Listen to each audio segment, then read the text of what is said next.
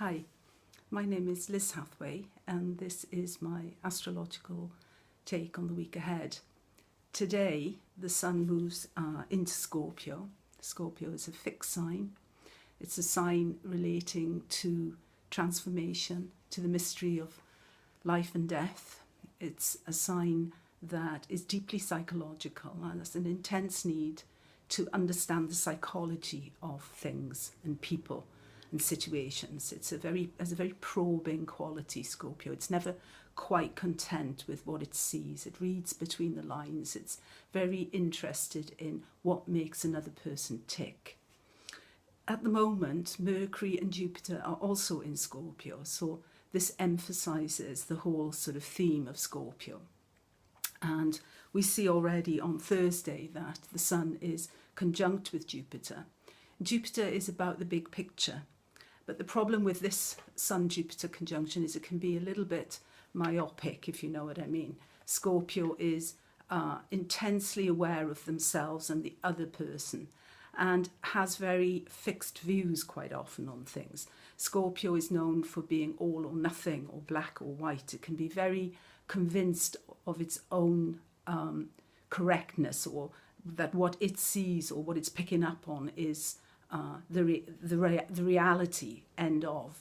So this is something that we have to be aware of in the house where this conjunction is falling, because Jupiter is about a bigger picture. And if we become too black and white, and if we become too fixed in our own way of seeing things, then we do no longer have access to the big picture.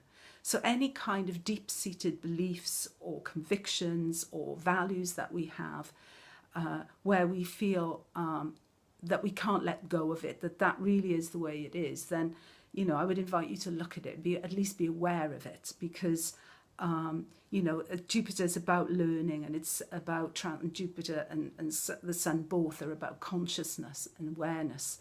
So we need to be aware, really, where this conjunction is falling. I think it's in 320 Scorpio. What house of that chart, of your chart, is that falling in?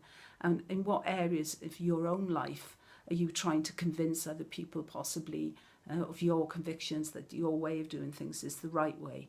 Because this is a very forceful energy. Scorpio has got a lot of power attached to it. Fortunately, on Tuesday, that Mercury in Scorpio trines Neptune, so this connects us to the invisible world. It's deeply intuitive. If you think Neptune was discovered at the time that spiritualism started up in the US. So it's about the invisible world. It's a sort of softening of the mind. It's a sort of opening it. You know, the borders become blurred. There's a lot of empathy. We can deeply connect with other people. The muse is very Neptunian. So this is a great trine for anyone who is busy with creative writing, or with Neptune is also related to the camera and film. So this is a great aspect for people working in the artistic field. As I say, it's very psychic, it's very sensitive, it's very, a deeply connective sort of trine. Then we have on Thursday that Sun-Jupiter conjunction, which I said be aware of. You know, it's not, things are never really black or white. We do have to be aware where our own convictions are standing in the way of meaningful connections with other people. On Saturday, this sort of theme of a slight my way or the highway sort of energy. We can see it again in the Venus-Pluto square. This is early on Saturday morning. In general, Venus in Libra will go a long way to keep the peace. It's very concerned with the other. All the air signs are interested in the other. But in this occasion, if the other you're encountering is very Plutonic and very Scorpionic, it becomes very difficult in the weekend, because you get this clash. The square is very much about power play. It's about undercurrents, two strong figures possibly, you know, and a headlong collision with each other. And though Venus, as I say, generally Venus in Libra will go a long way to keep the peace, it feels a little bit like on Saturday that Venus is going to have to come out of her corner and show her cards and make her point, if you know what I mean.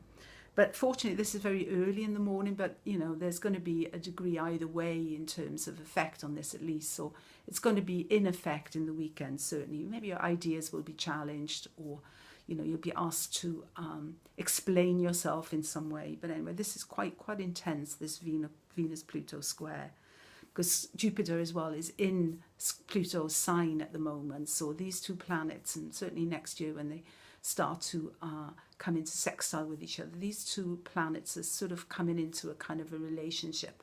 So it's about who's the boss, who's, you know, who holds the cards. And always with Scorpio, it's about values, it's about money, it's about what you know, what matters, our convictions and things. So this can be quite tense. Fortunately, also shortly after the Venus-Pluto square, we have Mercury sextile Pluto. So we are invited here to look for a deeper level in communication where the differences are not really smoothed over, but at least we can talk about them.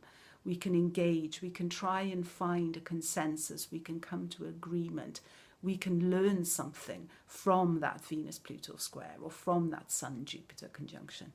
So there's a lot to be learned actually in the weekend. So that is my take on the week.